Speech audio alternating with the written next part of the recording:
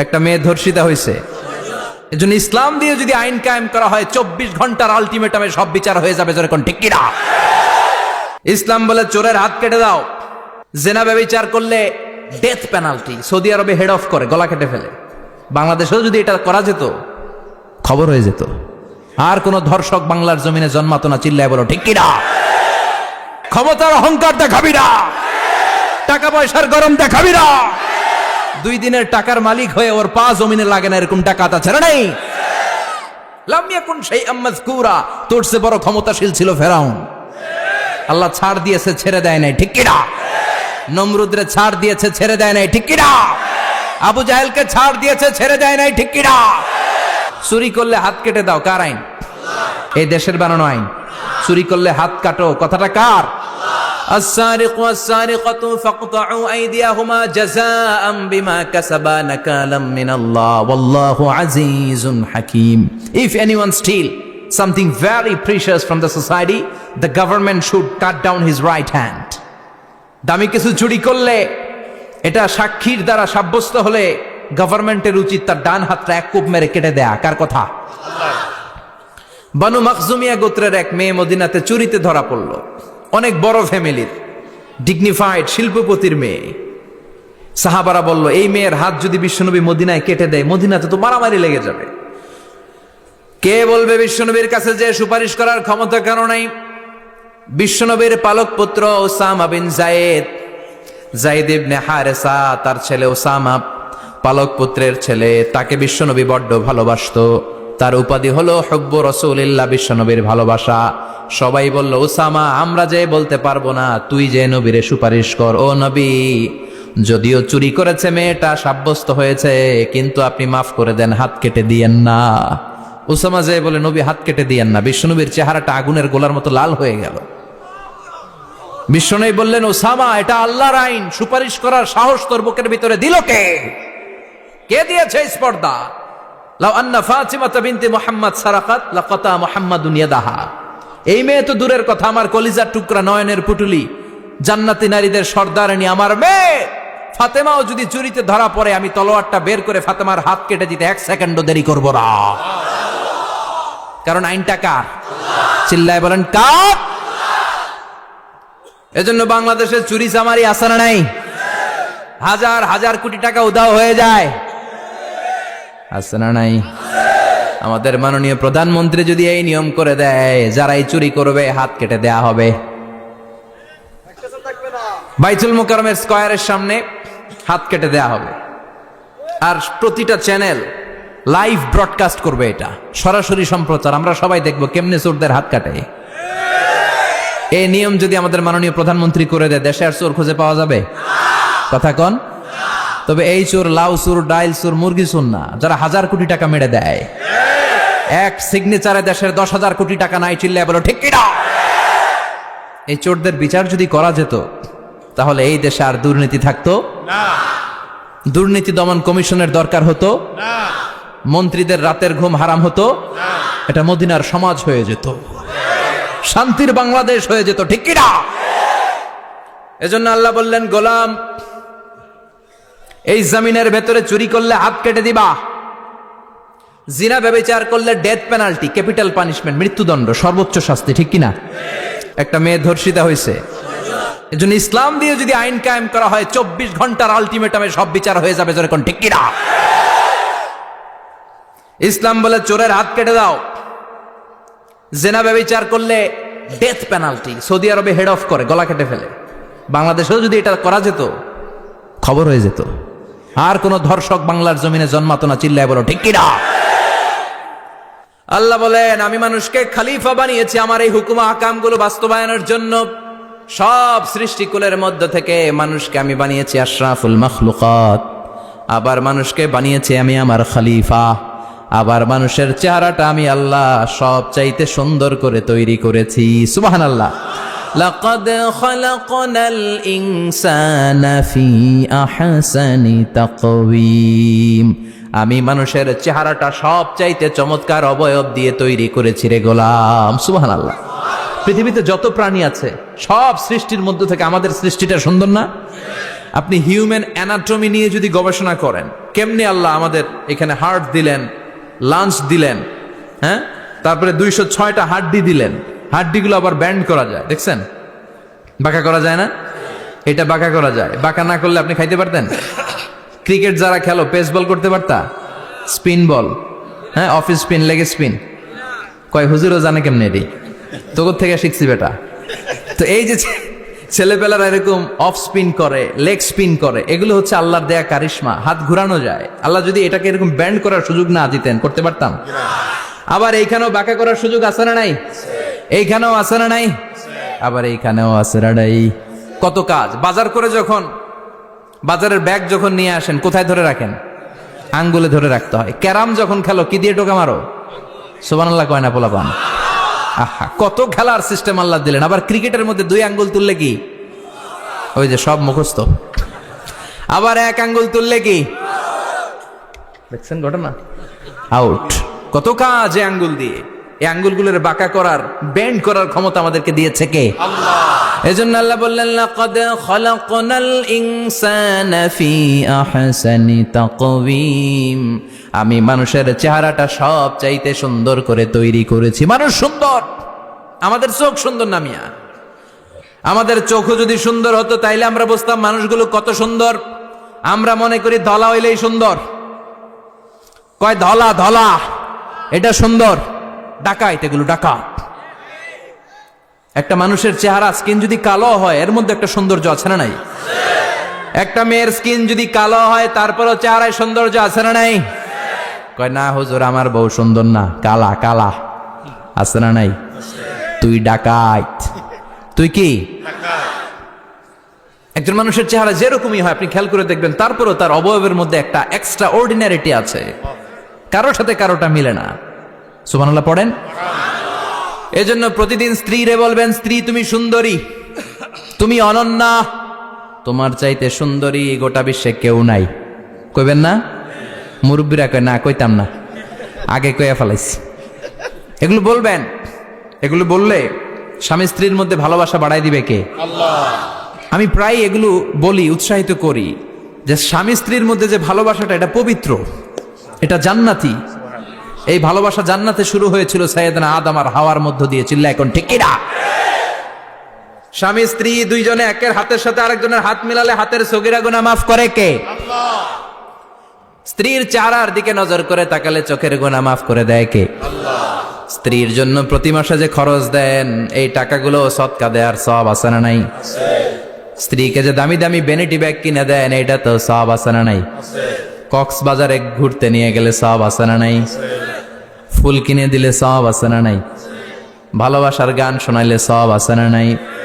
তোমারে লেগেছে কত যে ভালো, চাঁদ বুঝি তা জানে। ঠিক কিনা? আজকে পারবেন না শোনাইতে রাত্রেবেলা? পারবেন? পারবেন? পোলাপাইনরা কয় পারবো। তোকে তো বেটা বিয়েই হয় নাই, বিয়ার পরে শোনাইস। তো এই ভালোবাসার গানগুলো শোনালে নিজেদের মধ্যে একটা ইন্টিমেসি তৈরি হয়। বিশ্বনবীও এরকম স্ত্রীর সাথে খুনসুটি করতেন, ভালোবাসা করতেন। এটা হালাল, কিন্তু এটা জায়গা মতো না করে ভাবির লগে করলে মায়ের আছে না নাই? ভালোবাসার গান জায়গা মতো শোনাতে হবে। স্ত্রীকে ভালোবাসার গান না শুনিয়ে যদি চাচাতো বোনরে শোনাও, শালিরে শোনাও, পাড়ার মেয়েদের সাথে যদি টাঙ্কি মারো, ফিল্ডিং মারো, মায়ের আছে না নাই? তার মানে জায়গা মতো করলে সব সওয়াব। সুবহানাল্লাহ পড়েন। আর বিয়েটারে সহজ করে দিবেন। আমি তো সব জায়গায় বলি, বিয়েটাকে সহজ করে দেন। আমরা বিয়েটারে কঠিন করে ফেলছি। একটা ছেলে এই দেশে 16 থেকে 18 বছর বয়সে ম্যাচিউরড হয়, কিন্তু ওরে বিয়ের পিড়িতে বসায় 32 বছর বয়স। তো বাকির বছর ও কি আঙ্গুল চুষবে? কথা কন, কি করবে? ও যে পাপ কাজ করে, ও যে পর্নোগ্রাফি দেখে, ও যে মাস্টারবেশন করে, এগুলোর পার্সেন্টেজ গুনাহ মা বাবার আমল নামায় আছে না নাই? মা বাবার এত সহজে পার পেয়ে যাবেন না। ছেলে মেয়েগুলারে সময় হলে বিয়ে দিয়ে দেন। বিয়ের চেয়ে ভালো কাজ পৃথিবীতে আছে? যেই সমাজে বিয়ের খরচ বেড়ে যায়, ওই সমাজে জেনার খরচ কমে যায়। বিয়ে করতে লাগে 10 লাখ, জেনা করতে লাগে 500 টাকা। কথা কন। এজন্য জিনাকে সহজ করবেন না বিয়েকে সহজ করবেন? বিয়ের কথা কইলেই পোলারা কয় তুই নিজের পায়ে দাঁড়া। তো এতদিন ও কার পায়ে দাঁড়াইছে? সহজ করবেন তো? আল্লাহ তুমি বোঝার তৌফিক দাও। এরপর আল্লাহ বললেন, আমি মানুষকে শুধু আশরাফুল মাখলুকাতি বানাই নাই, আমার খলিফাই বানাই নাই, মানুষের চেহারাটা শুধু আমি সুন্দর করে দেই নাই, গোটা বিশ্বের মধ্যে মানুষকে আমি সবচাইতে শক্তিশালী করেছি। সবচেয়ে শক্তিশালী কে? মানুষ। চিল্লায় বলেন শক্তিশালী কে?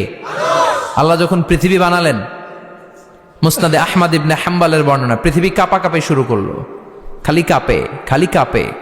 পৃথিবীর কাঁপাকাঁপি বন্ধ করার জন্য আল্লাহ পৃথিবীর মধ্যে 7টা টেকটনিক প্লেট বসিয়ে দিলেন। 7টা পাহাড়, 7 tectonic plates creates the mountain range on earth. ওয়াজআলনাল জিবালা আওতাদা। পৃথিবী কাঁপতে শুরু করলো সৃষ্টির পর। পৃথিবীর কাঁপাকাঁপি বন্ধ করে দেওয়ার জন্য আল্লাহ পৃথিবীর ভেতরে পাহাড় ঢুকিয়ে দিলেন। পাহাড় পেরেকের মতো গেড়ে দেওয়ার পরে পৃথিবীর কাঁপাকাঁপি বন্ধ হয়ে যায়। সুবহানাল্লাহ। ফেরেশতারা অবাক হয়ে বলে, মাবুদ, পৃথিবীর কাঁপাকাঁপি বন্ধ হলো কেমনে?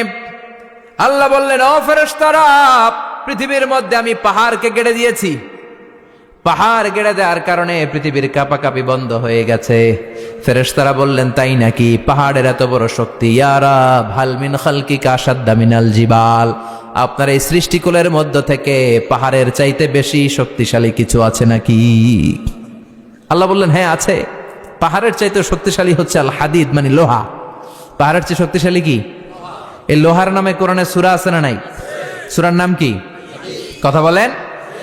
وأنزلنا الحديد فيه بأس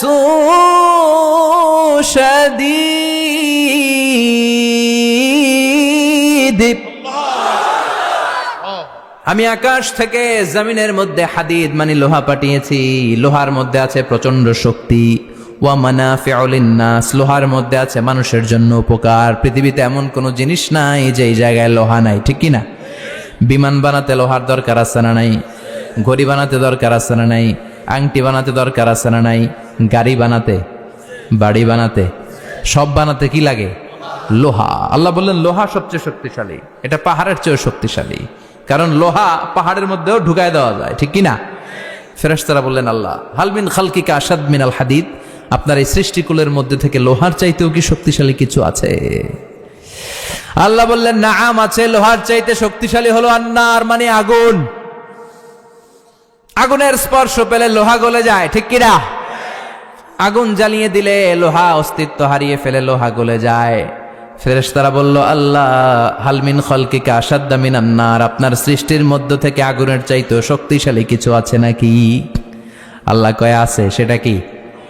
কথা কন।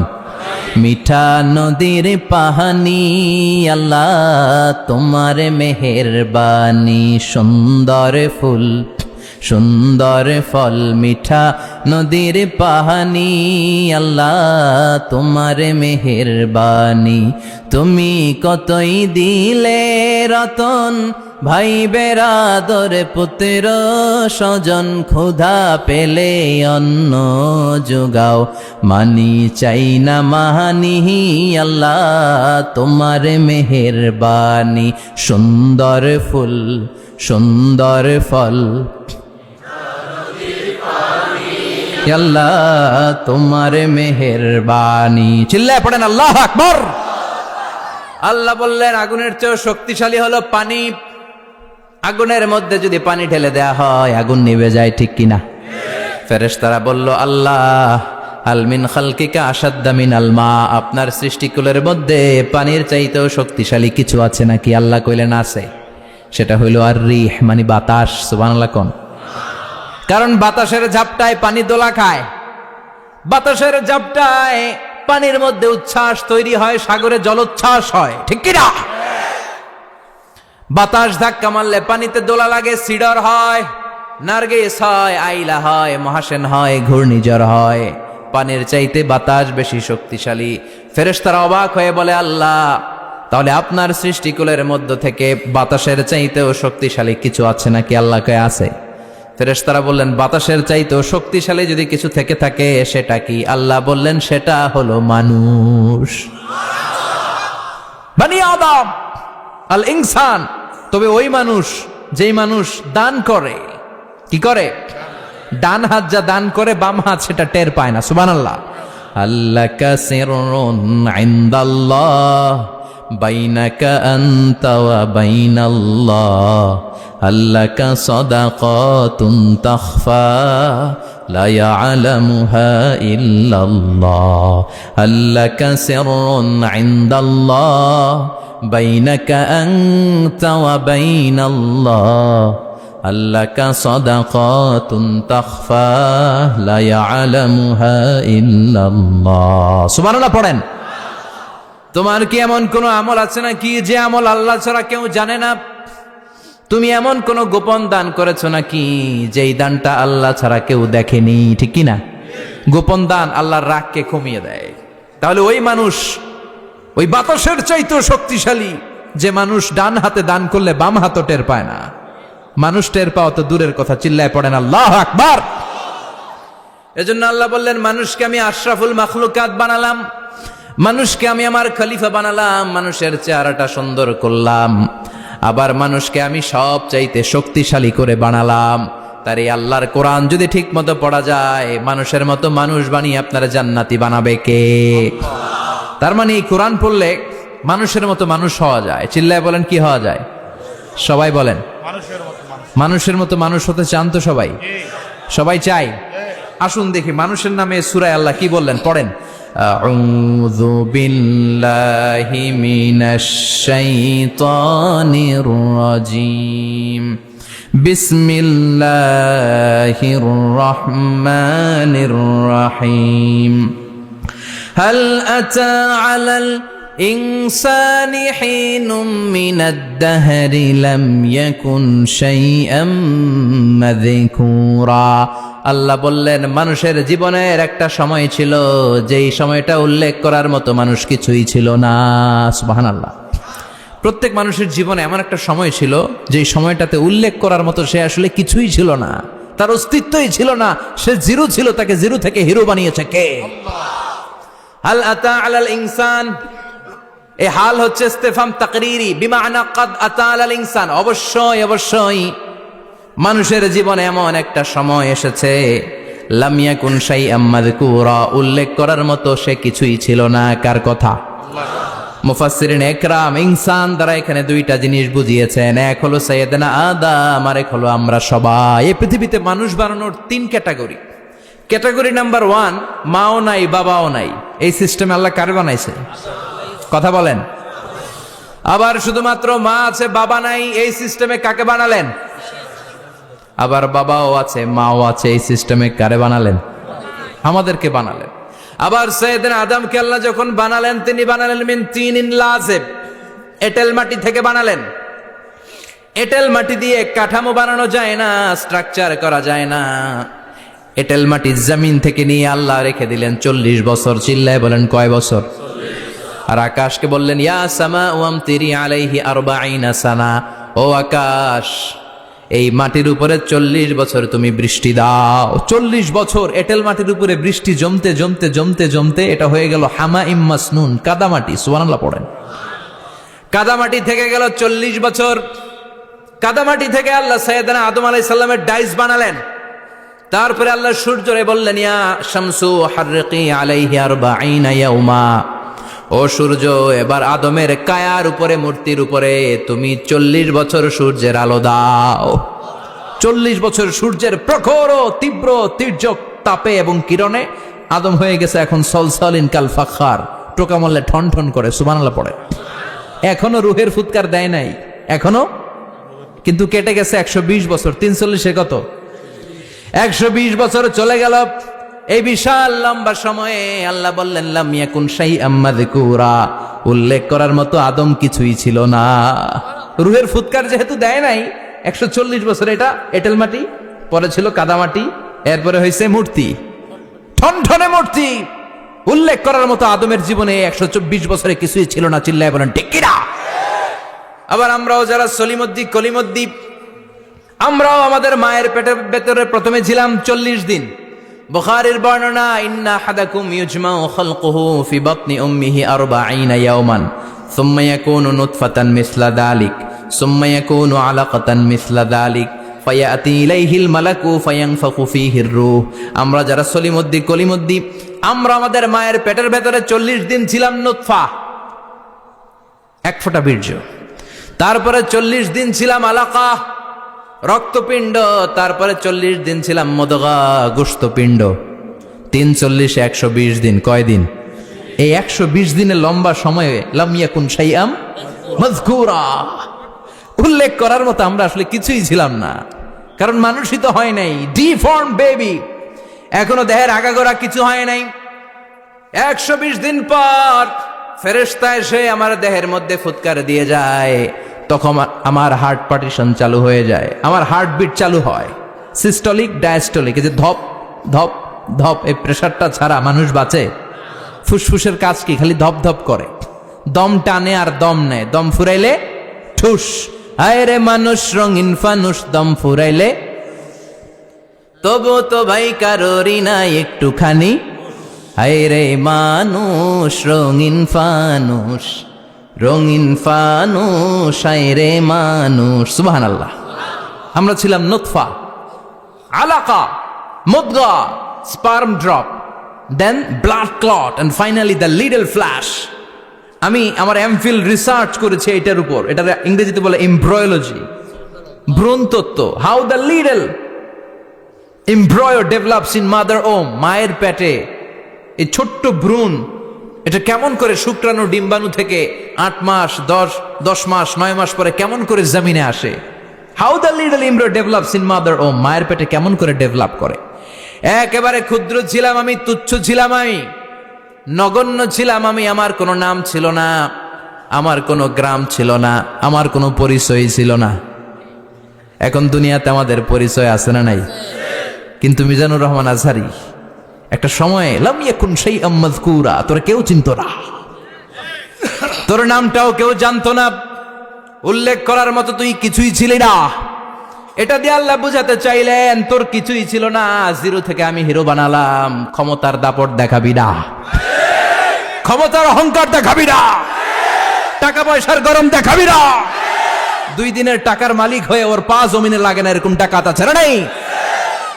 লাম ইয়াকুন শাইআম মাযকুরা, তোর চেয়ে বড় ক্ষমতাশীল ছিল ফেরাউন। আল্লাহ ছাড় দিয়েছে, ছেড়ে দেয় নাই, ঠিক কি না? নমরুদরে ছাড় দিয়েছে, ছেড়ে দেয় নাই, ঠিক কি না? আবু জাহেলকে ছাড় দিয়েছে, ছেড়ে দেয় নাই, ঠিক কি না? এখনো যারা গাদ্দারি করে, ইসলামের বিপক্ষে কথা বলে, ইসলামকে জমিনের ভিতর গেড়ে দিতে চায়, দেখা যায় আল্লাহ ওদেরকে ছাড় দেয়, কিন্তু ছেড়ে দেবে না। চিল্লায় কও ঠিক কি না? পৃথিবীতে কেউ তো স্থায়ী হয় না, হোক না সে ফেরাউন কিবা নমরুদ। কেউ ভাবে চিরদিন রয় না, কেউ ভাবে চিরকাল রয় না। কেউ থাকতে আসে নাই, এত বড় বড় দাপটওয়ালারা সব শেষ। আমি তো প্রায় জায়গায় বলি, আমি ফেরাউনের লাশটা নিজে দেখে এসেছি, যেহেতু আমি আল আজহার ইউনিভার্সিটির স্টুডেন্ট। 200 পাউন্ড লাগে দেখতে, আমি দেখছি ফ্রি। আমার আল আজহারের জামিআতু আল আজহার শরীফের একটা কার্ড ছিল, ওটা দেখাইলে সব ফ্রি, ফ্রিতে দেখে আসছি। ঢুকে দেখি ফেরাউন চাচা শুয়ে রয়েছে। আমি বললাম, ফেরাউন চাচা কেমন আছো? How are you? WhatsApp man? কোনো আওয়াজ নাই। আমি জিজ্ঞেস করেছি তাকে, কেমন আছো তুমি, কি অবস্থা, কেমন যাচ্ছে তোমার? হোয়াটসঅ্যাপ, কোনো আওয়াজ নাই। আমি অবাক হয়েছি, এই লোকটার হুঙ্কারে মিশরের জমিন থার থার করে কাঁপতো। আজ করে শেষ করে দিছে কে? আজ আছে কাল নাই, ঠুস, দম ফুরাইলে। এজন্য আল্লাহ বললেন, হাল আতা আলাল ইনসানি হিনুম মিনাদ দাহরি লাম ইয়াকুন শাইআম মাযকুরা। মানুষের জীবনে এমন একটা সময় ছিল, উল্লেখ করার মতো সে কিছুই ছিল না। আমরা যে কত ক্ষুদ্র ছিলাম আপনি কল্পনা করতে পারবেন না। ফালইয়ানযুরিল ইনসানু মিম্মা খুলিকা, খুলিকা মিম্মা ইন দাফিক ইয়াখরুজু মিন বাইনিস সুলবি ওয়াত তারাইব। বাবার পৃষ্ঠদেশ থেকে, মায়ের বক্ষদেশ থেকে দুইটা মিলিত হয়ে মায়ের জরায়ুর ভেতরে তোরে সেট করলো কে? আমরা ছিলাম শুক্রাণু। শুক্র চিনেন? স্পার্ম। শুক্রও ছিলাম না আমরা, শুক্রাণু মানে শুক্রের অণু। ডিম্ব আমরা ছিলাম না, আমরা ছিলাম ডিম্বাণু মানে ডিম্বের। আরবিতে বলে আল বুয়াইদা আল উনসাউইয়া। 1 ফোঁটা বীর্যের ভেতরে, 1 ফোঁটা শুক্রের ভেতরে 20 কোটি অণু থাকা লাগে। ওই 20 কোটির একটা ছিলাম আমি। 20 কোটির একটা ছিলেন আপনি। উল্লেখ করার মতো আমি কিছুই ছিলাম না, আমরা কিছুই ছিলাম না। চিল্লা এখন ঠিক কিনা? আল্লাহ বললেন লাম ইয়াকুন শাইআম মাযকুরা, কিছুই ছিল না। স্পার্ম ড্রপ আর ওভাম দুইটাকে মিলিয়ে আমি আল্লাহ করে ফেললাম জাইগোট। সেইটারে আমি বানালাম এমব্রয়ো, ভ্রূণ, ব্যাঙ্গাচির মতো। শীত বর্ষাকালে বৃষ্টির পরে দেখবেন ব্যাঙ্গের বাচ্চাগুলো খালি ছোটাছুটি করে, তাই না? কালো কালো দেখা যায় না? আমি আপনি আমরা প্রত্যেকে এরকম ব্যাঙ্গের বাচ্চার মতো ছিলাম। হাত পা তো দূরের কথা, ব্যাঙ্গের বাচ্চার মতো ছিলাম। মায়ের জরায়ুর দেয়ালে লেপ্টে ছিলাম। আমাদের হাত ছিল না, আমাদের পা ছিল না, কিচ্ছু ছিল না। সেখান থেকে আল্লাহ আমাদেরকে বড় করতে লাগলেন। এরপরে আমরা হয়ে গেলাম ফেটাস, ডেভেলপড স্টেজ। 120 দিন পরে আল্লাহ তাআলা আমাদের রুহের ফুৎকার দিলেন, আমার হার্ট দিলেন, আমার লাংস দিলেন, আমার গল ব্লাডার দিলেন, আমার কিডনি দিলেন, আমার লিভার দিলেন, আমার ইন্টেস্টাইন দিলেন। আমার দেহের ভিতরে তিনি রক্ত ঢুকিয়ে দিলেন। আমার কলবের এই ধাক্কা ধাক্কি শুরু হয়ে গেল। আল্লাহ বললেন এই কলবটা সব চাইতে দামি অঙ্গ, কলবের মধ্যে জিকির ভরতে হবে কার? লা ইলাহা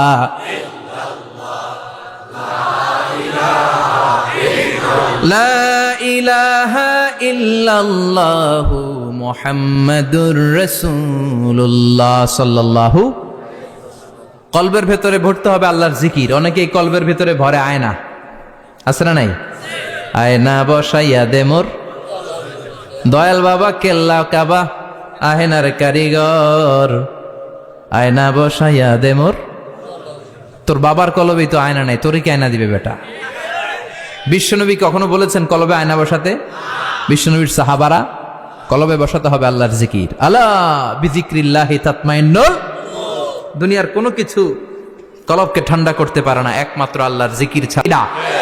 এজন্য আল্লাহ বললেন হাল আতা আলাল ইনসানি হিনুম মিনাদ দাহরি লাম ইয়াকুন শাইআম মাযকুরা। প্রতিটা মানুষের জীবনে এমন একটা সময় ছিল উল্লেখ করার মতো কিছুই ছিলাম না। এই আয়াতটা যখন ইসলামের প্রথম খলিফা বিশ্বনবীর ডান হাত সাইয়েদনা আবু বকর পড়তেন, তিনি শুধু কান্না করতেন, চোখের পানি ফেলতেন আর বলতেন লাইতাহা তাম্মাত, হায় হায় আমার পুরো জীবন যদি এভাবেই কেটে যেত। লাম ইয়াকুন শাইআম মাযকুরা, মায়ের পেটের ভিতরে যখন ছিলাম কিছুই যখন ছিলাম না, এরকমই যদি থাকতাম কতই না ভালো হতো। লা নাবতালি ওয়ালা নালিদ, জন্মগ্রহণ করতাম না, পরীক্ষার সম্মুখীন হতাম না, জীবনটা যদি এমনিই কেটে যেত কতই না ভালো হতো। এজন্য আল্লাহ বললেন প্রতিটা মানুষের জীবনে এমন একটা সময় ছিল উল্লেখ করার মতো সে কিছু ছিল। এরপর আল্লাহ বললেন ইন্না খলাকনাল ইনসানা মিন নুতফাতিন আমশাজিন নাবতালি ফাজআলনাহু সামিআন বাসীরা। নিশ্চয় আমি মানুষকে জমাট বাঁধা মিশ্রিত নুতফা থেকে তৈরি করেছি। বাবার শুক্রাণু মায়ের ডিম্বাণু দুইটাকে মিলিয়ে দিল কে? জরায়ের ভিতরে সেট করলো কে? আল্লাহ বললেন ফি কারারিম মাকিন, গোপনতম প্রকোষ্ঠে। যেই প্রকোষ্ঠে কোনো কবিরাজের কবিরাজি কাজে লাগে নাই, কোনো ডাক্তারের ডাক্তারি কাজে লাগে নাই, কিন্তু 9টা মাস ধরে খাবার পানি আর অক্সিজেন তোরে দিছে কে? আল্লাহ। আবার আল্লাহ বললেন ফি যুলুমাতিন সালাস, 3টা প্যাকেট পড়িয়ে তোরে আমি রেখেছি। যতটুকু টেম্পারেচারে রাখলে তুই বেঁচে থাকবি ততটুকু টেম্পারেচারে তোরে রেখেছে কে?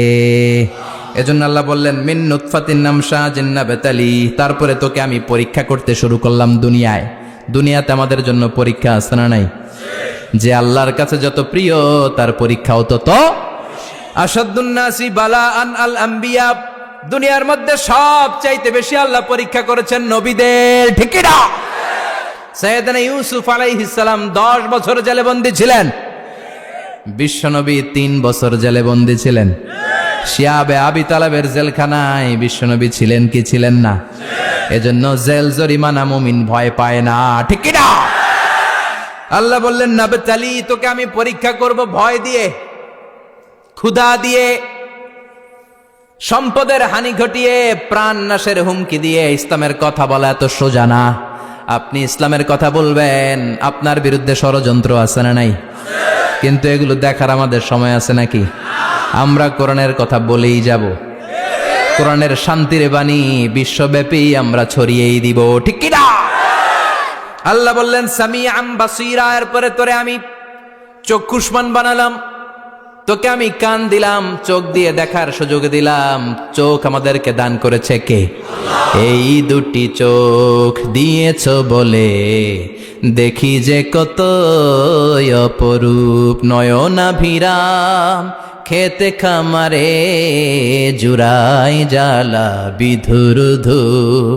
তোমারে দেয়া চোখের শুকুর জানাবো তার ভাষা কই। যতই দেখি ততই যেন পলক ছাড়া চেরই। ঠিক কি না? নেয়ামত আর নেয়ামত এই দু চোখ দিয়ে দেখি।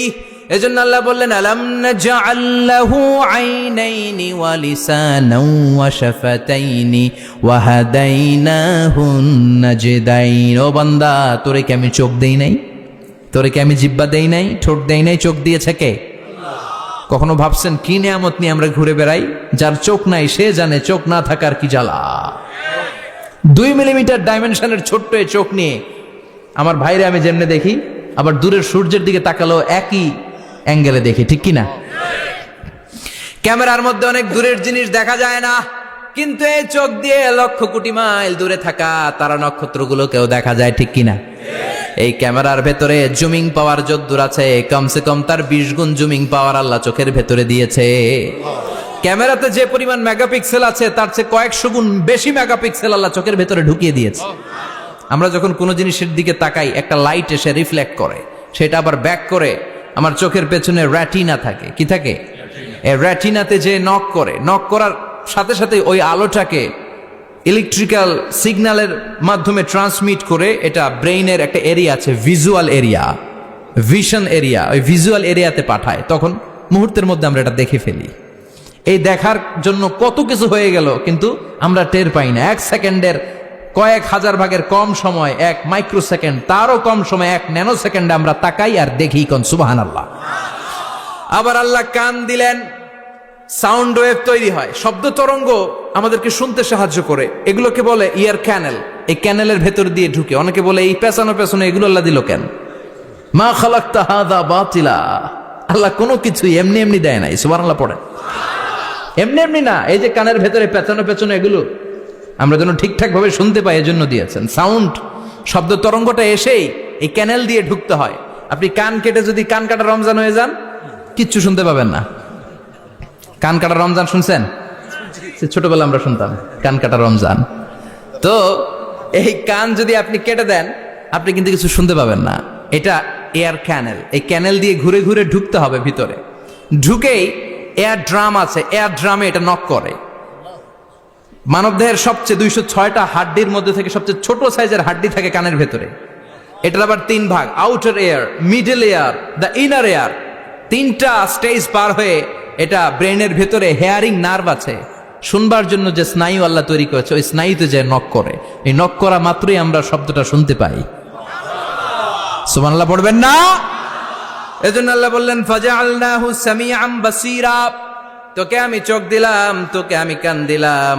শুধু চোখ কান দিয়ে আমি থেমে থাকি নাই। ইন্না হাদাইনাহুস সাবিলা ইম্মা শাকিরা ওয়া ইম্মা কাফুরা।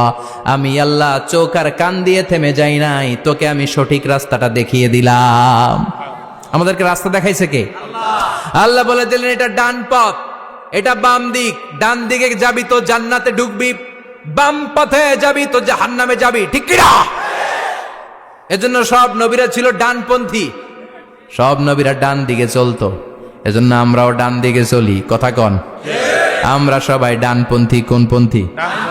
আরো জোরে বলেন, কোন পন্থী? আল্লাহ ডান দিকের রাস্তা দেখিয়ে দিলেন আর বললেন হেদায়েত কেউ দিতে পারে না, হেদায়েত দিতে পারে কে?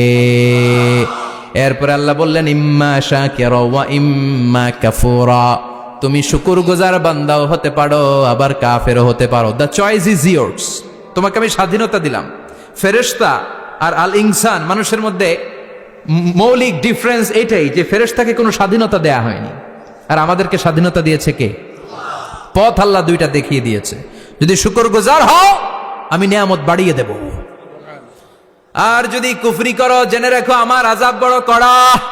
আমি আল্লাহ সব সময় ধরি না, ধরলে ধরে ধরে ধরে না, ধরলে আল্লাহ সারে না। তুমি শাকুর হতে পারো, আবার কাফুর হতে পারো। এখানে আল্লাহ তাআলা মানুষের হিউম্যান বিহেভিয়ারাল ক্যারেক্টারিস্টিক্স নিয়ে কথা বলছেন, যে এক একটা মানুষের কত রূপ হতে পারে। আমার এক বিহেভিয়ার, ভাইয়ের এক বিহেভিয়ার, আপনার এক বিহেভিয়ার, এক একজনের এক এক ম্যানার, এক এক অ্যাটিটিউড। একজনের অ্যাটিটিউডের সাথে আরেকজনের অ্যাটিটিউডের কোনো মিল আছে? আল্লাহ এখানে কেবল দুইটার কথা বললেন, শাকিরা, ইম্মা শাকিরা ওয়া ইম্মা কাফুরা। তুমি শুকরগুজারও হতে পারো, আবার চাইলে কাফুরাও হতে পারো। সুবহানাল্লাহ পড়েন। মানুষের আচরণ নিয়ে এভাবে আল্লাহ কোরআনে অনেক কথা বললেন। এক জায়গায় আল্লাহ বললেন আজুলা, মানুষ কি?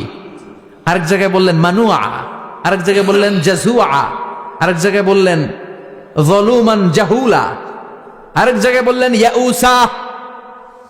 এক এক মানুষ এক এক ধরনের। কিছু মানুষ আছে যা শুনে খালি ভুলে যায়, আছে না নাই? কিছু মানুষ আছে একবার শুনলে আর ভুলে না।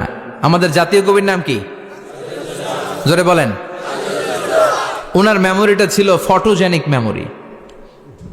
ফটোজেনিক মেমোরি হচ্ছে যে মানুষ একবার দেখলে, এটারে আমি মোবাইলে ছবি তুললে যেমনি একটাও হারাবে না, আমার এখানে থেকে যাবে, একবার তাকালে আমার মাথার মধ্যে এরকম থেকে যাবে, এটার বলে ফটোজেনিক মেমোরি।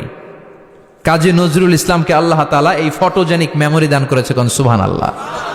উনি কিছু ভুলতেন না, একবার পড়লেই সব মনে থাকতো। আর কিছু লোক আছে ভুলে যায়। আল্লাহ বললেন ওয়ালাকাদ আহিদনা ইলা আদামা মিন ক্বাবলু ফানাসিয়া ওয়া লাম নাজিদ লাহু আজমা। আমি আমার প্রথম মানুষ, প্রথম নবীকে একটা আদেশ করেছিলাম, কিন্তু আদেশ পালন করতে আদম সেটা ভুলে গেছে। ওয়ালাম নাজিদ লাহু আজমা, এই আদেশ পালনে তাকে আমি দৃঢ়চিত্ত পাই নাই। পাইবো কেমনে? ভুলে গেছে। তো বাপ ভুললে পোলারা ভুলবে না? এজন্য বিষ্ণু বলেছেন নাসিয়া আদম ফানাসিয়া বানু, আদমও ভুলে যায়, এজন্য আমরাও ভুলে যাই। আদম আলাইহিস সালামের বয়স ছিল 1000 বছর। পৃথিবীর সব মানুষগুলোর রুহু আল্লাহ রাখলেন সাইয়েদনা আদমের সামনে। সাইয়েদনা আদম বললেন, আল্লাহ ওই রুহুটার এত সুন্দর লাগে কেন? এটার নাম কি? কয় ইবনুকা দাউদ, এটা তোমার ছেলে দাউদ। সে বাঁচবে কয় বছর? আল্লাহ বললেন 40 বছর। সাইয়েদনা আদম বললেন, আল্লাহ জিদ মিন উমরিহি, একটু বয়স বাড়ায় দেন না। আল্লাহ বললেন রুফিআতিল আকলাম ওয়া জাফফাতিস সুহুফ, কে কত বয়স পাবে আদম এটা তো লেখা ফেলাইছিস, তো চেঞ্জ করা যাবে না রে আদম।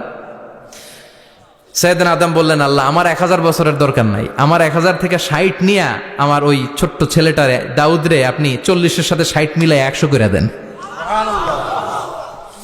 আল্লাহ বললেন ঠিক আছে করে দিলাম, তাইলে তুই কিন্তু বাঁচবি 940 বছর। 1000 থেকে 60 বাদ দিলে কত? সাইয়েদনা আদম পৃথিবীর বুকে আসলেন 940 বছরের পর। মালাকুল মাউত এসে হাজির। আদম আলাইহিস সালাম বললেন, আপনি কে? আমি মালাকুল মাউত। কি জন্য আসছেন? কয় জিইতু আন আকবাদা রূহাক, আপনার রুহু কবজ করতে আসছি। কয় কেন আসছেন? কয় আপনার 940 বছরে হায়াত শেষ, রুহু নিয়ে যাব। কয় না, আমি বাঁচুম 1000 বছর। মালাকুল মাউত বলে, আরে আপনি তো 60 বছর দান করে আসছিলেন রুহুর জগতে। ছেলেরা দেখে খুশির ঠেলায় 60 বছর দিয়া দিছেন আদমকে, আমার মনে নাই, ভুইলা গেছি, ভাগো, আমি আরো 60 বছর বাঁচুম। ভুইলা গেছি। নাসিয়া আদম ফা নাসিয়া বানু, আমরাও ভুলে যাই, এরকম আছে না নাই? খাইয়াও কয় খাই নাই, নিছিলাম পকেটে কয় নেই নাই, দিছিলাম কয় দেই নাই, আছে না নাই? বিশ্বনবীও মাঝে মাঝে এরকম ভুলে যেতেন। কদরের রাত বিশ্বনবী বলেছেন রমজানের শেষ দশকের বেজর রাতে তালাশ করো। 21, 23, 25, 27, 29। আমাদের দেশে শুধু ঘটা করে 27 রমজান পালন করে। আপনি 27 তারিখে আবাদত করলেন, বাকি 4টা অড নাইট বেজর রাতে যদি আবাদত না করেন, হতে পারে ওই বছরের কদর ছিল 21 রাতে, হতে পারে না? তখন আপনি কপাল পোড়া, সব শেষ। এজন্য বুদ্ধিমানের কাজ হচ্ছে সবগুলা বেজর রাত্রিতে সমান তালে আবাদত করা। বিশ্বনবীকে আল্লাহ তাআলা কদরের রাত আসলে কোনটা জানিয়ে দিয়েছিলেন। সাহাবীদেরকে জানানোর জন্য বিশ্বনবী ঘর থেকে বের হলেন। ফাতালাহা ফুলান ওয়া ফুলান, ঘর থেকে বের হওয়ার পরে বিশ্বনবী দেখলেন 2 বেড়া ঝগড়া লাগছে। ওই 2 জনের ঝগড়ার দিকে বিশ্বনবী মনোযোগী হলেন। হঠাৎ করে কোন তারিখের কথা আল্লাহ বললেন বিশ্বনবী ভুলে গেলেন। বিশ্বনবী বলেন ফারুফিআত নাসিতু, কদরের রাত কোন রাত আল্লাহ আমার কইছিল, কিন্তু ঝগড়া দেখে আমি ভুলে গেছি।